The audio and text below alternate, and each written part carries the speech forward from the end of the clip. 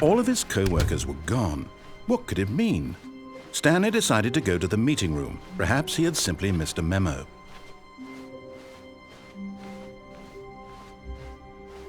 When Stanley came to a set of 2 open doors, this was not the correct way to the meeting room, and Stanley knew it perfectly well.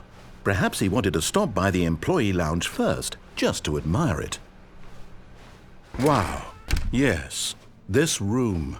But eager to get back to business, Stanley took the first open door on his left. Stanley was so bad at following directions, it's incredible he wasn't fired years ago.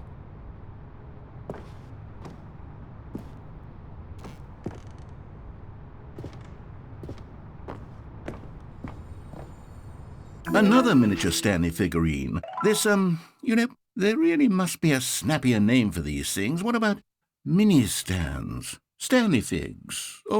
What about Stanlerines? Yes, I think I like that. Another Stanlerine under your belt.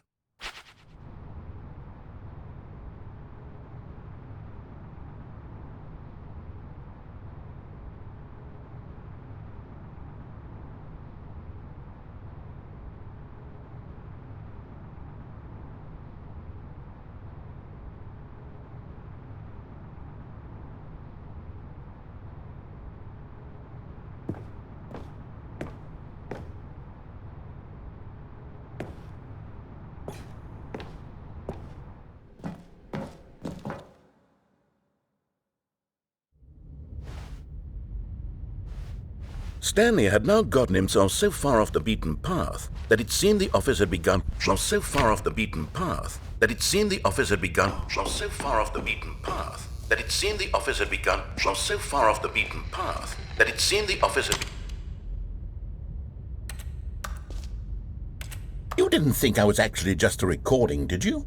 What a silly and trite explanation that would be. All the back and forth between you and me, all the absurd adventures we've been through, and it all turns out I'm just a tape recording? It was all just in Stanley's head.